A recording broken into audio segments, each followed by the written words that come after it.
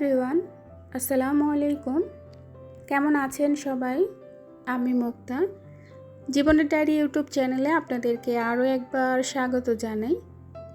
দূরে এবং কাছে, দেশ এবং দেশের বাহিরে যে যেখান থেকে ভিডিওটি দেখছেন, আশা রাখি সবাই ভালো আছেন। আলহামদুলিল্লাহ, আমরাও বেশ ভালো আছি।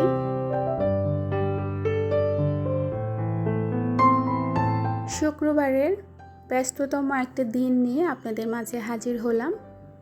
সকাল থেকে সন্ধ্যা পুরো একটা দিন একজন গৃহিণীর কিভাবে কাটে, একা হাতে কিভাবে নিজের সংসারের কাজগুলো সামলাই, সব কিছু নিয়ে আজকের ভিডিওটা সাজিয়েছি।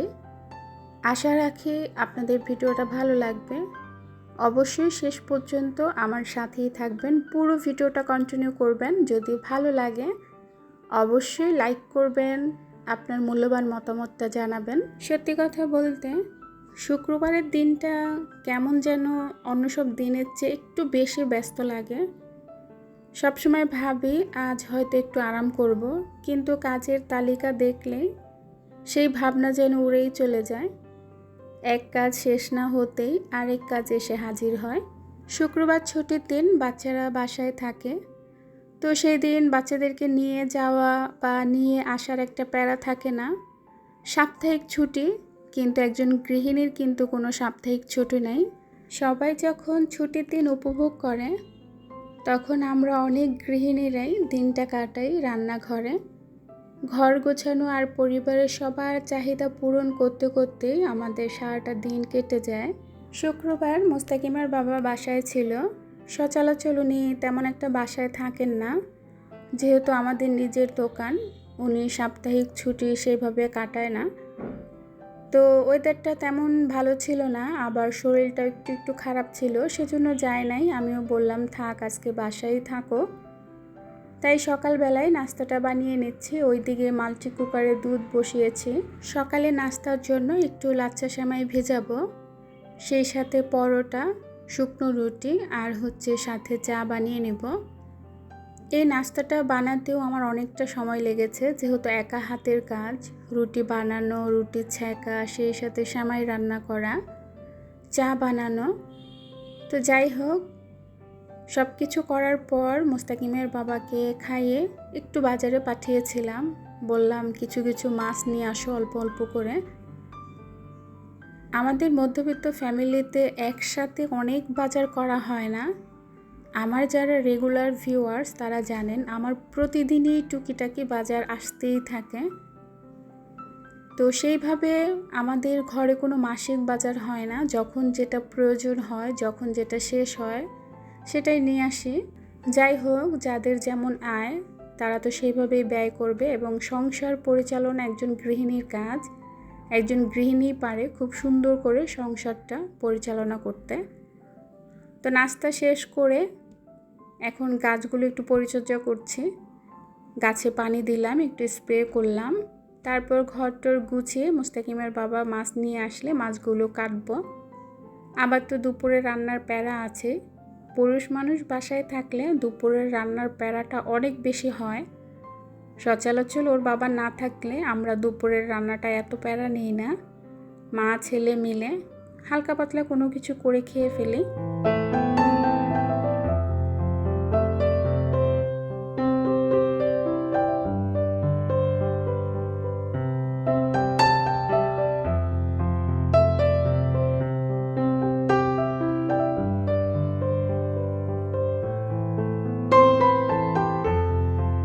আমার ঘরে যে গাছগুলো, আমি কিন্তু এগুলো প্রতিদিনই এভাবে যত্ন নিই।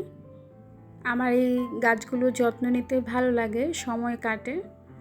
আমি ফ্রি থাকলেও এগুলোর যত্ন নিই, ব্যস্ততার মধ্যে থাকলেও এগুলোর যত্ন নিই, কারণ যত্ন নিতে আমি কখনোই ভুলি না। এগুলো আমার সন্তানের মতো। গাছ আমি অনেক পছন্দ করি। সারাদিন আমি গাছ নিয়ে থাকতে ভালোবাসি। আমার সময় কাটে, মন ভালো থাকে। খুব ব্যস্তময় একটা দিন কাটিয়েছিলাম, তারপরেও কিন্তু গাছগুলোর যত্ন নিতে ভুলি নেই। সেগুলো কিন্তু ঠিকই টাইম মতো পানি দিয়েছি, যত্ন নিয়েছি। তো বাচ্চাদেরকে নামিয়ে দিয়ে বিছানাটা গুছিয়ে নিচ্ছে। বললাম তোমরা একটু ওই রুমে থাকো, আমি এই রুমের চাদরটা সুন্দর করে বিছিয়ে দিই। পরিপাটি করি, তারপর ঘরটা ঝাড়ু দিয়ে নিই। আসলে এগুলো করলে সে না আবার রান্নাঘরের কাজগুলো করতে পারবো, না হলে তো এই কাজগুলো নিয়ে আবার বসে থাকতে হবে। ঘর গুছিয়ে যদি পরিপাটি করে রান্নাঘরে যাই, তখন মনটার মধ্যে একটু শান্তি কাজ করে যে না, ঘরটা তো সব গুছানোই আছে, ওইদিকে কোনো কিছু এলোমেলো নাই, এদিকের কাজগুলো নিরিবিলিই করা যায়। আজকে ওয়েদারটা একদমই ভালো ছিল না, এই রৌদ্র, এই বৃষ্টি, এই মেঘ এরকমই চলছিল। যাই হোক, আপনাদের সাথে মজার একটা বিষয় শেয়ার করি। এই যে এখানে দেখছেন 2টা ব্রেসলেট, মুস্তাকিমের বাবা আমার জন্য ওরা গতকাল রাতে নিয়ে এসেছেন। তো ওনার দোকানে একজন লেডি কাস্টমার এসেছিলেন, সেই লেডি কাস্টমারের হাতে এই ব্রেসলেট ছিল। তখন মুস্তাকিমের বাবা ওনাকে জিজ্ঞেস করলেন যে আপা, আপনি এগুলো কোথা থেকে নিয়েছেন এবং কত দিয়ে কিনেছেন। তো লেডি কাস্টমারের কাছ থেকে ডিটেলস নিয়ে মুস্তাকিমের বাবা সেই গুলিস্তান থেকে জুরাইন গিয়েছে এই ব্রেসলেট কেনার জন্য। আসলে পুরুষ মানুষ সে তো আর জানে না যে এই ব্রেসলেট যে কোনো শপেই পাওয়া যায়, মানে যে কোনো কসমেটিক্সের দোকানেই পাওয়া যায়। শুধু শুধু এত কষ্ট করে সেই গুলিস্তান থেকে জুরাইন যাওয়ার মানে হয় বলেন? তারপরেও আমার জন্য যে নিয়ে এসেছে এটাই অনেক কিছু। যদিও আমি হাতে তেমন একটা কিছু পরি না, আমার হাতের বেলুন অতটা সুন্দর না, অনেকের হাতের বেলুন কিন্তু গোল হয়, চুড়ি বা যে কোনো জিনিস পরলে খুব বেশি মানায়, ভালো লাগে।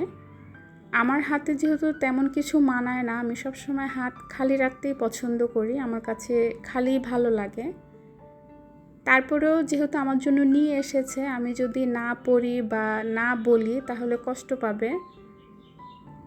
এত দূর থেকে নিয়ে এসেছে, এত কষ্ট করে নিয়ে এসেছে, এটাই অনেক কিছু। তো আমি আপনাদের সাথে একটু শেয়ার করলাম, সযত্ন করে রেখে দিলাম, পরবো যখন কোথাও যাব বা যখন অবসর সময় কাটাবো, ঘরে থাকবো তখন পরবো। তো এরই মধ্যে কিন্তু বাজারও চলে এসেছে, আর বাহিরে কিন্তু অন্ধকারও হয়ে এসেছে। এদিকে আনা হয়েছিল সরপুঁটি আর হচ্ছে একটা মুরগি আর তেলাপিয়া মাছ, সেই সাথে কিছু মলায়া আর হচ্ছে চিংড়ি মাছ। তো মলায়া আর চিংড়ি মাছগুলো কিন্তু একদমই ভালো ছিল না, চিংড়ি মাছগুলো একদমই ভালো ছিল না। মুস্তাকিমের বাবাকে বললাম তুমি এইগুলো কেন এনেছ?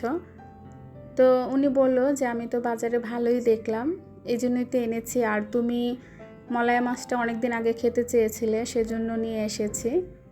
যাই হোক, যেহেতু অল্প অল্প আনা হয়েছে, একদিন আমরা খেয়ে ফেলবো, মানে বেশি দিন রাখার দরকার নেই। তো এদিকে আনা হয়েছিল কিছু পুঁই শাক আনা হয়েছিল, এগুলো সব গুছিয়ে রাখবো। আর দুপুরে যেহেতু একটু বৃষ্টি বৃষ্টি ওয়েদার, ঠান্ডা ঠান্ডা ছিল, এই জন্য খিচুড়ি রান্না করব, এটা আমি সকালবেলায় নিয়ত করেছি। এই জন্য গরু গোশত ফ্রিজ থেকে নামিয়ে রেখেছি, দুপুরে একটু শুটকি ভর্তা করব, সেই সাথে গরু গোশত রান্না করব আর খিচুড়ি রান্না করব প্রেসার কুকারে। অলরেডি মাছগুলো কেটে ধুয়ে এখন শুধু বক্সে করে ফ্রিজে তুলে রাখবো। আজকের মাছ মাংসের বাজারের তালিকায় আমার পছন্দের কোনো মাছ ছিল না, আমি কিন্তু সরপুঁটি, তেলাপিয়া এসব মাছ খাই না। তো মলা মাছটা আমার পছন্দ, ভালো লাগে, তবে যেহেতু একটু নরম ছিল তাই একটু মনটার মধ্যে খুঁতখুঁতি লাগছিল যে মাছগুলো খেতে আদৌ কেমন লাগবে।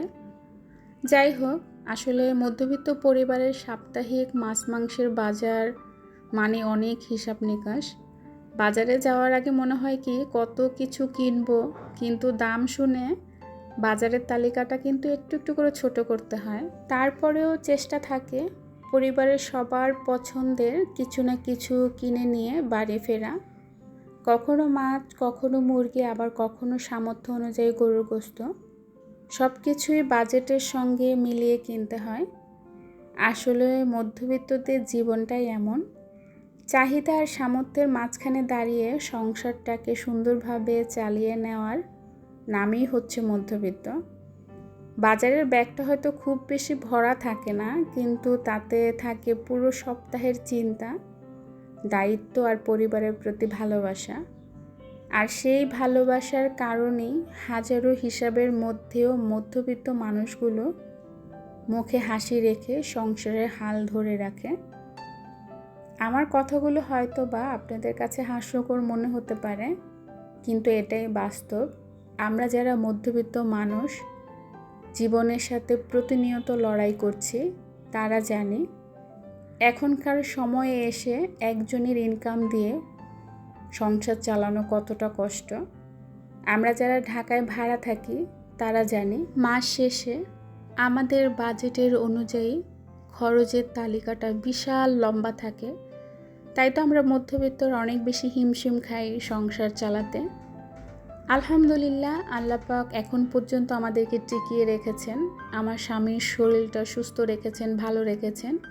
সবসময় দোয়া করি যে আল্লাহ পাক আমার স্বামীকে ভালো রাখেন, সুস্থ রাখেন এবং তাকে নেক হায়াত দান করেন। তার দ্বারাই তো আমরা এতগুলো মানুষ চলছি। আল্লাহ পাক দেওয়ার মালিক, কিন্তু উনি তো আমাদের মাথার উপরের ছাদ। উনি আছেন বলে আমরা এখনও ভালো আছি। আমরা দিন শেষে নিজের চাহিদাগুলো পূরণ করতে পারি।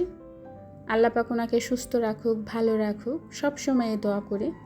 তো কথা বলতে বলতে আমার কিন্তু মাছ মাংসের বাজারগুলো গোছানো শেষ। আমাদের প্রতিদিন যতটুকু লাগে সেভাবেই করেছি। আমি যেহেতু এখানে কিছু কিছু মাছ খাই না, তো বাচ্চারা খাবে, বাচ্চার বাবা খাবে, সেজন্য ওইভাবেই আমি প্যাকেটগুলো করেছি। আর এদিকে চাল ডাল ধুয়ে রেখেছিলাম, পোলা চাল দিয়েছিলাম কিছু একটু ফ্লেভারের জন্য। আমি পুরোপুরি পোলা চাল দিয়ে রান্না করি না, কিছুটা দেই খিচুড়িতে, আর একদম ভাতের চাল দিয়ে রান্না করি, এটা আমার কাছে ভালো লাগে। আজকে ঘরে মুগ ডাল ছিল না, তাই শুধু মসুর ডাল দিয়ে হাতে মেখে প্রেসার কুকারে বসিয়ে দেব। যেহেতু অন্যান্য কাজগুলো করছি, প্রেসার কুকারে দিয়ে দিলে তাড়াতাড়ি হয়ে যাবে। আর সেই সাথে কারেন্টও ছিল না যে রাইস কুকারে বসাবো। কারেন্ট এই যাচ্ছে এই আসছে এই অবস্থা। তো প্রেসার কুকারে দিয়ে বাকি কাজগুলো করে নেব। আর মাছ কাটার পর তো অনেক কাজ থাকে, সেটা তো আপনারা জানেনই। একা হাতে যেহেতু সংসারে কাজ করা, দুপুরের রান্না, মাছ কাটা, সেই সাথে ঘরটর গোছানো, এগুলো নিয়ে তো একটু হিমশিম খেতে হবে, এটাই স্বাভাবিক।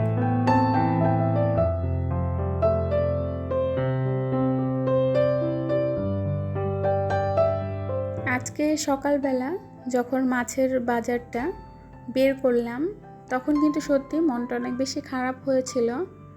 তো কখনো তো এরকম বাজার করা হয় নাই, মানে এরকম মাছের সাথে আমরা তেমন একটা অভ্যস্ত না। এই যে তেলাপিয়া, তারপর হচ্ছে সরপুঁটি, এগুলো আমাদের কখনো কেনাই হয় না, কারণ আমি খাই না যে মাছটা, সেই মাছ কিন্তু মোস্তাকিমের বাবা কখনোই বাসায় আনে না। আমি মাঝে মধ্যে বলি যে তোমার খেতে ইচ্ছে করে তুমি নিয়ে আসো, কিন্তু উনি বলে না, যেটা তুমি খাও না সেটা বাসায় আনবো না।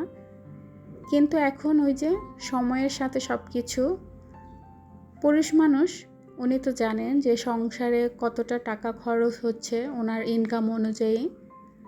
তো সেইভাবে তো চলা উচিত আমাদের। আমরা আসলে বুঝি না, আমরা আমাদের ইচ্ছেটাকে বেশি প্রাধান্য দিই।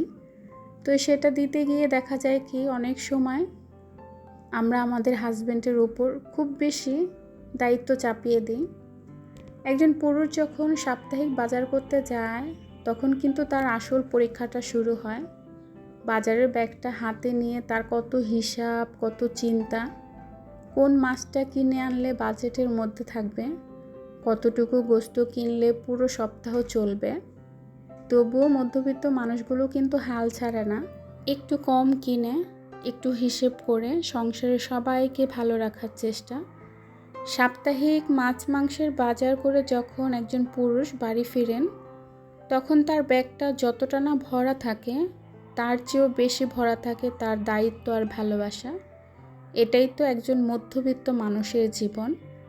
তো ভিউয়ার্স, কথা বলতে বলতে কিন্তু এর মধ্যে এত বেশি অন্ধকারও এসেছে। মোস্তাকিমের বাবাকে বললাম ঘরে পানি ছিল না খাবারের, তুমি যেহেতু বাসায় আছো খাবারের পানি নিয়ে এসো। তো ওনাকে 3টা বোতল হাতে ধরিয়ে দিলাম, বললাম যাও কাজ করে ভাত খাও, সারাদিন তো আমি অনেক কাজ করলাম, এবার তুমি একটু কাজ করে দেখো কেমন লাগে। তো ওনাকে পানি আনতে পাঠিয়ে দিলাম। এদিকে খিচুড়িটা হয়ে এসেছে, জিরা তারপর ধনিয়া পাতা দিয়ে নাড়াচাড়া দিয়ে একটু দমে বসিয়ে রাখবো। এরই মধ্যে রাইস কুকারে গরুর গোশতটা বসিয়ে দিয়েছি। আর আপনাদের কাছ থেকে এখন বিদায় নেওয়ারও সময় হয়ে এসেছে। আমার আজকের ভিডিওটা আপনাদের কাছে কেমন লেগেছে, আমার কোনো কথা যদি আপনারা কষ্ট পেয়ে থাকেন, প্লিজ আমাকে ক্ষমা করে দিবেন। আর আমার ভুলটা অবশ্যই কমেন্ট বক্সে এসে ধরিয়ে দিবেন। তো আল্লাহ হাফেজ, আসসালামু আলাইকুম।